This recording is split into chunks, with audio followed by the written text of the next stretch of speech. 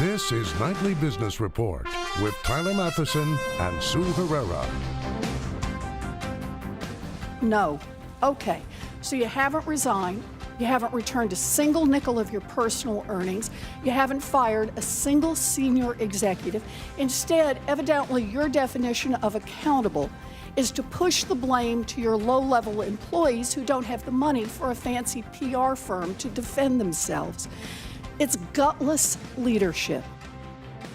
Heated and intense, the fireworks flew on Capitol Hill, and the CEO of Wells Fargo revealed during testimony today that the bank's fake accounts scandal may run a lot deeper than most thought.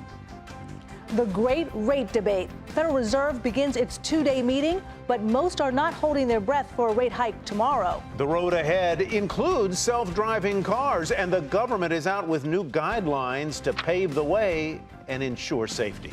Those stories and more tonight on Nightly Business Report for Tuesday, September 20th. Good evening, everyone. I'm Sharon Epperson, in tonight for Sue Herrera. And I'm Tyler Matheson. Welcome, everyone. We begin tonight with the intense and dramatic questioning of Wells Fargo's chairman and CEO by the Senate Banking Committee today. For once, partisan lines seemed blurred, and Republicans and Democrats alike flipped the witness like a burger on a hot grill. Never mind that John Stumpf immediately began his testimony with an apology. That wasn't enough for lawmakers. They wanted red meat. Some pushed him to resign. Others said he needs to be criminally investigated for his bank's creation of as many as 2 million unauthorized bank and credit card accounts. And along the way, there were new revelations. Stumpf said the illegal activity, which was believed to have started in 2011, may have begun even earlier. Also, there was some concern today that the alleged fraudulent activity may have damaged customers' credit scores. Wilfred Frost reports tonight from Capitol Hill on the hearing that captivated Wall Street, Main Street, and Washington. Wells Fargo CEO John Stumpf's Senate hearing started as he had planned with his opening remarks. I am deeply sorry that we failed to fulfill on our responsibility to our customers, to our team members, and to the American public. But very quickly things turned against him as he failed to echo that apologetic and genuine tone in the Q&A, particularly as he dodged questions of whether he and other executives should return their bonuses. When it all blew up, you kept your job, you kept your multi-million-dollar bonuses, and you went on television to blame thousands of $12 an hour employees who were just trying to meet cross-sell quotas that made you rich. This is about accountability. You should resign. You should give back the money that you took while this scam was going on, and you should be criminally investigated. The share price hitting the lows of the day during Senator Warren's grilling. Stumpf appeared ill-prepared at times, not able to give clear answers to relatively simple questions, such as when he became aware of the wrongdoing in the first place. When did you become aware more precisely? Yeah, it was later. Was it the LA Times article that you became? Yes, it was later in 2013. Well, I don't remember the exact time frame. I can get back to you, staff, but it was sometime in 2013. Outside of the intense pressure of the hearing, the main headlines included that Wells cannot guarantee the issues began in 2011 as previously thought. The investigation is being extended to 2009. Also, that fraudulent credit card accounts opened will be made whole and compensated for, including any damages suffered via lower credit ratings. Finally, that there are still no clawbacks of bonuses, but the board does have the tools and authority to do so. Regulators were quizzed after Stumpf and suggested that investigations will take place into other banks, though no evidence against them exists yet. Either way, questions will be raised about the size of certain banks in the aftermath of this hearing. For Nightly Business Report, I'm Wilfred Frost on Capitol Hill. Joining us now is Senator Jeff Merkley. He's a Democrat from Oregon who demanded accountability and answers from Wells Fargo today on Capitol Hill. Senator, welcome. You're welcome. Good to be with you. It seemed to be that senators from both sides of the aisle were really grilling Stumpf today and really concerned about accountability. You, for one, also believe he should resign. Do you also believe that he should be criminally investigated? I think I'm not a criminal expert, but I believe that what happened under his watch and the fact that he signed statements to investors that indicated none of this, they disclosed none of this, does suggest that there's a lot to be investigated here. But here's the big picture. Wells Fargo set up a high-pressure sales operation. They proceeded to have daily quotas for people to set up accounts. They didn't meet them. They had to come in the evening, had to come in on the weekend. They got lectured. They had hourly calls at regional level, establishing how many accounts had been set up in a particular day. Individuals were threatened with being written up if they didn't meet their total or being fired. Very high pressure. And what the president of the bank came in today, the CEO came in today and said, nope, we didn't do any of that. We, the management, bear no responsibility. We didn't set up a high-pressure sales operation. This is just the result, he said, of 5,000 folks who had poor ethics. And that is unacceptable. It's completely incompatible with the truth. It means the management is not accepting responsibility, and they're certainly not doing anything that should happen in terms of holding managers accountable. One of the things that was brought up in the testimony, as well as the hearing, was that the annual reports show that a lot of the sales managers and the goal of the company was to increase the number of accounts that customers had year to year. And that, in fact, was done, and the stock price reflected that. Do you now This is a believe strategy set at the highest levels of the bank to do this cross-selling. It's what they bragged about in their annual meetings. It's what they used to pump up their price of their stock. It's therefore inflated the bonuses and the stock option value of the senior management. It was at the core of their strategy, and they came in today and blamed it on the 5,000 low-level employees who were caught between being fired and meeting these quotas. So what happens now? Should they give back their bonuses? Should those bonuses be clawed back and executive compensation be curtailed because of this?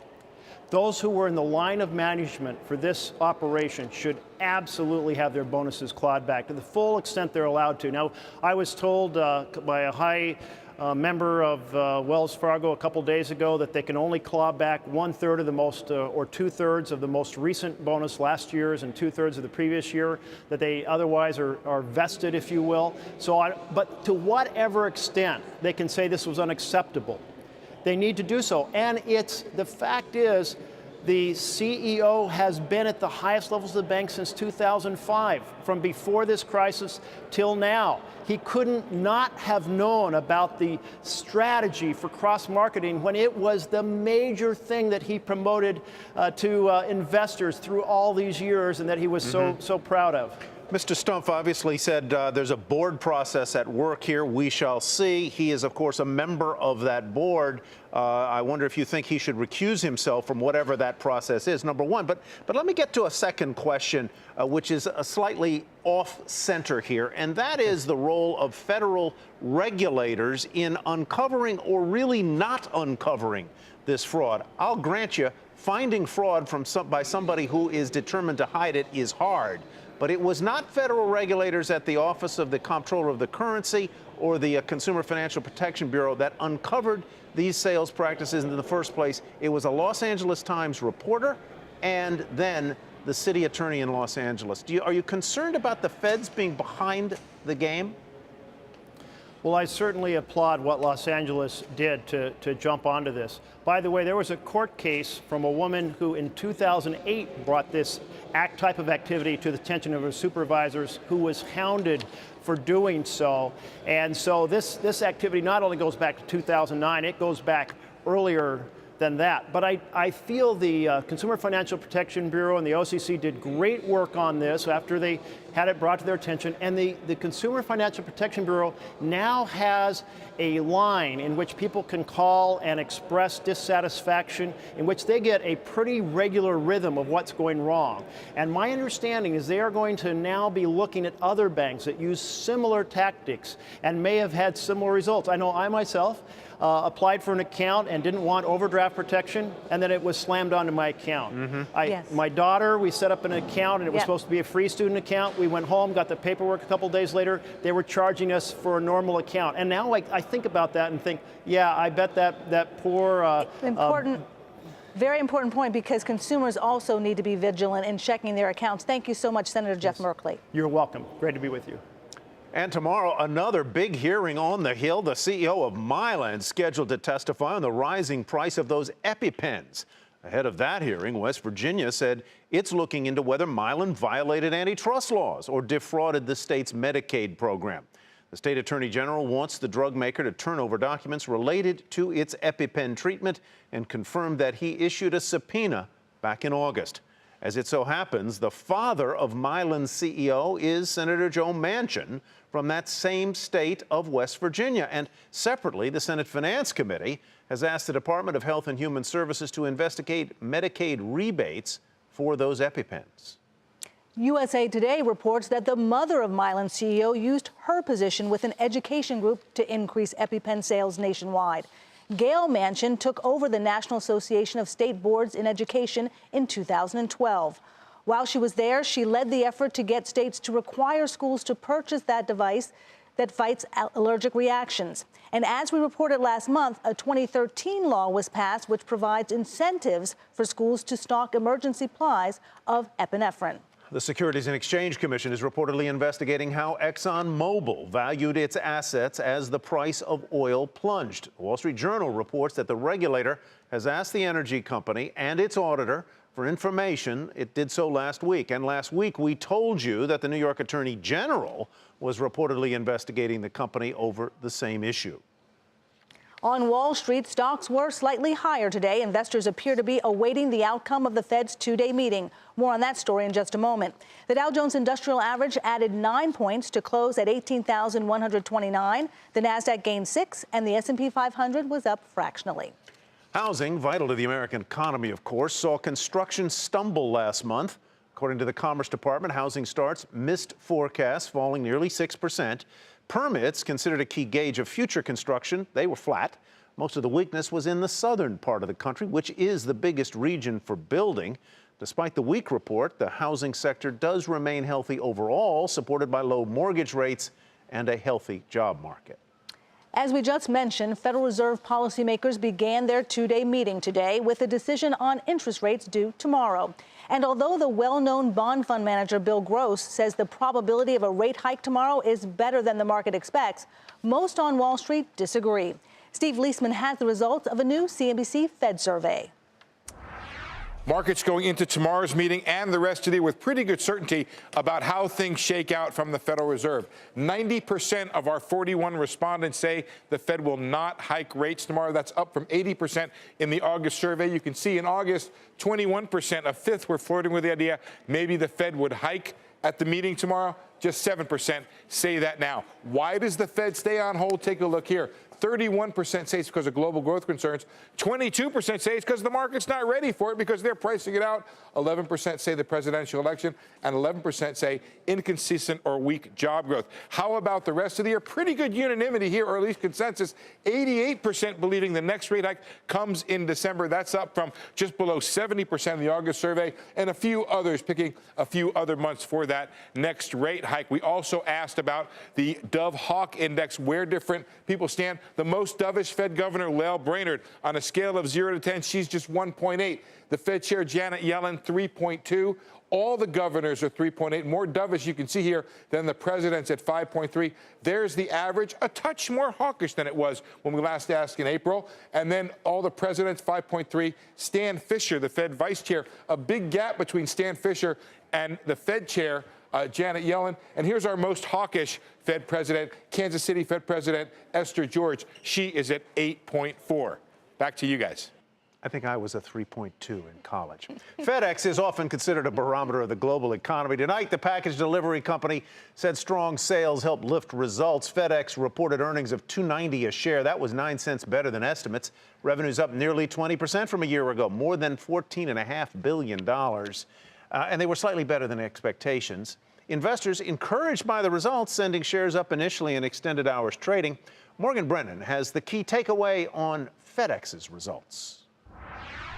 FedEx reporting quarterly earnings that were better than Wall Street analysts had expected, leading the delivery giant to boost its full-year adjusted earnings outlook. The higher profits were driven by gains in all three of its legacy segments, Express, Ground, and Freight. Cost reductions at FedEx Express, in which the company has been undertaking a years-long profitability improvement plan, seem to be paying off. And e-commerce growth helped contribute to a 10% jump in daily volumes of ground packages. But FedEx also giving its first indications of how TNT Express will affect results. It bought the Dutch package courier for nearly $5 billion earlier this year in its biggest ever acquisition. Wall Street had been looking for more guidance on TNT's incorporation. For Nightly Business Report, I'm Morgan Brennan. Still ahead, a stalwart of many portfolios raised its dividend and set a very big buyback program.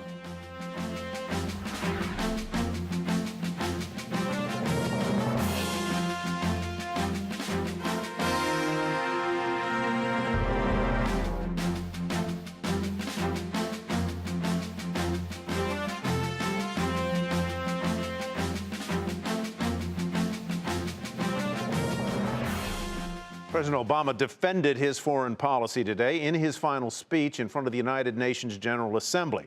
The president said the world is more peaceful, economically secure, and prosperous than it has ever been. He argued for open markets as a way to promote global economic growth. I believe that the acceleration of travel and technology and telecommunications, together with a global economy that depends on a global supply chains, makes it self-defeating ultimately for those who seek to reverse this progress. Today, a nation ringed by walls would only imprison itself.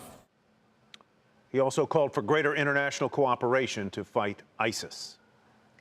The former CEO of General Electric explained why he plans to vote for Donald Trump.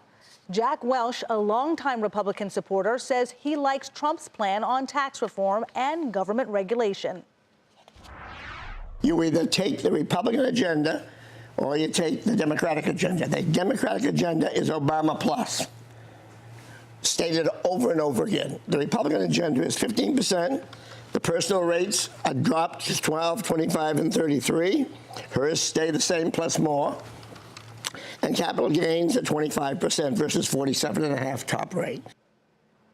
Though Mr. Welch came out strongly in favor of Trump, today's New York Times reported that many business leaders are tiptoeing around the Republican nominee, reluctant to say anything critical on the record.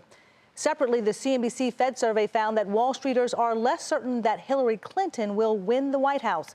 Just more than half of respondents say she will be victorious, down from 84% in the prior survey.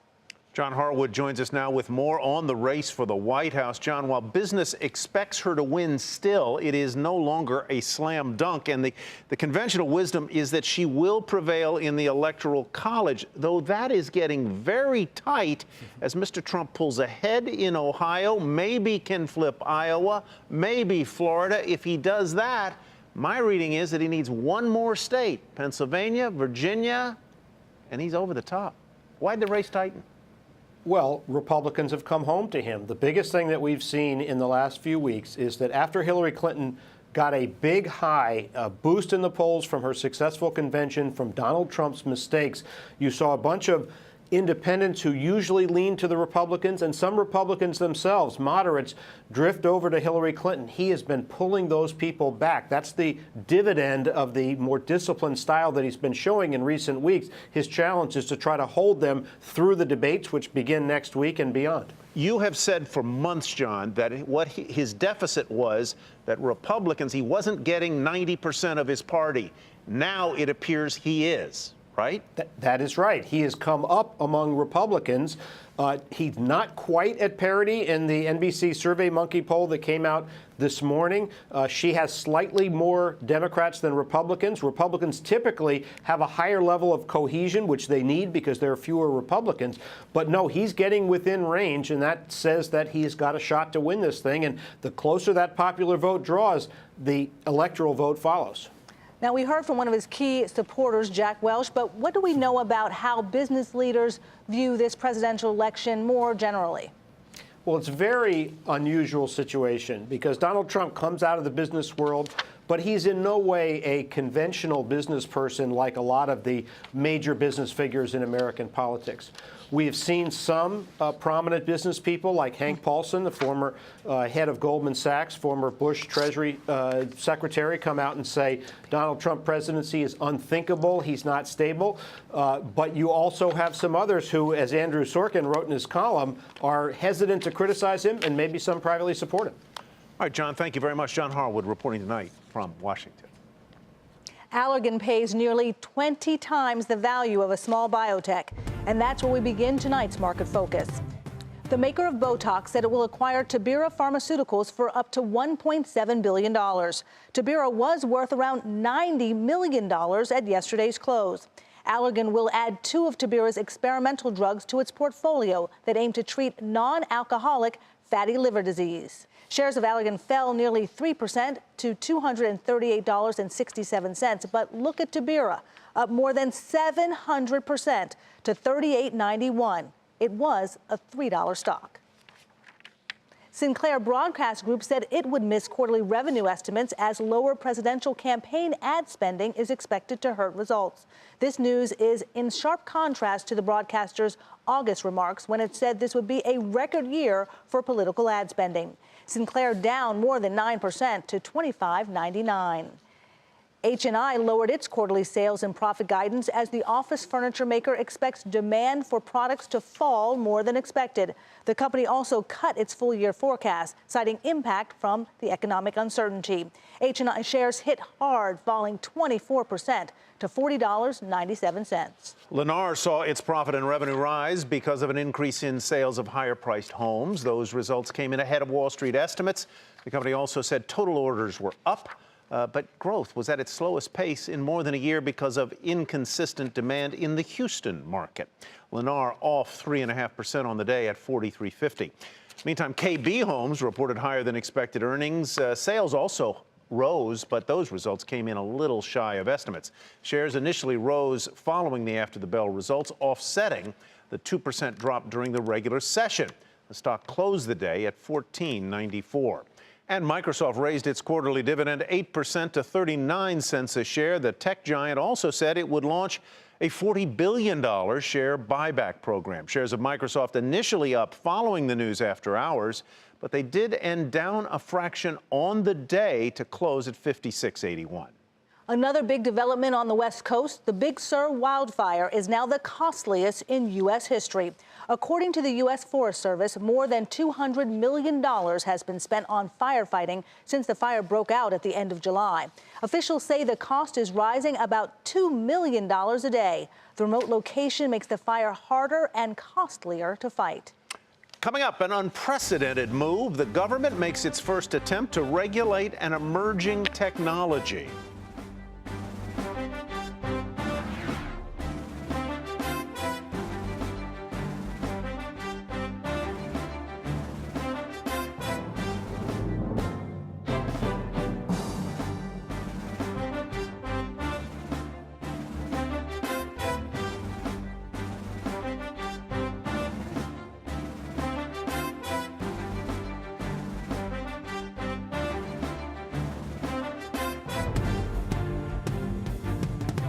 Here's a look at what to watch tomorrow. As we reported, Mylan CEO heads to Capitol Hill to answer questions about the rising price of EpiPens. The Federal Reserve will release its decision on interest rates, followed by a news conference with Chief Janet Yellen. The Bank of Japan is widely expected to increase its stimulus measures, and that's what to watch Wednesday. American drivers wasted more than $2 billion on premium-grade gasoline last year. According to AAA, drivers spent more money at the pump than they had to, buying higher-octane gas for cars that are built to run on more traditional regular fuel. AAA says that using premium provided no benefit to those vehicles, such as fuel economy or reduction in tailpipe emissions or greater pickup when compared with regular gas. Now, you may not be ready to get into a self-driving car right now, but the federal government is clearing the way for those vehicles to hit the road. Today, it laid out a new policy outlining some of the minimum standards expected of those cars and trucks. Phil LeBeau has more. The car is in control. From Pennsylvania to California, there are hundreds of self-driving vehicles being tested on U.S. roads. What started with Google a few years ago has exploded into a wide range of automakers, suppliers, even rideshare companies developing self-driving cars. Now the federal government is setting guidelines for what's expected of those vehicles, including a guarantee the models are safe to be out on the road. There has never been a moment like this. A moment where we can build a culture of safety as a new transportation technology emerges that harnesses the potential to save even more lives. Right now, traffic deaths in the U.S. are rising, in part because distracted driving remains a huge problem. In fact, 94% of all highway fatalities are due to human error. In theory, that should change as cars take over steering, acceleration, and braking, so drivers no longer make the wrong choices behind the wheel. Still, Americans are wary of giving up control of their cars. A recent survey found almost half of those questioned say they would be very uncomfortable with a computer doing the driving. By comparison, fewer than 10% would be okay with their car being in control. While this is a big step towards clearing the road for self-driving vehicles, we are still many years away from eliminating drivers behind the wheel. In fact, it will be well into next decade before we see the day when a vehicle pulls up with no driver inside to give us a ride across town. Phil LeBeau, Nightly Business Report, Chicago.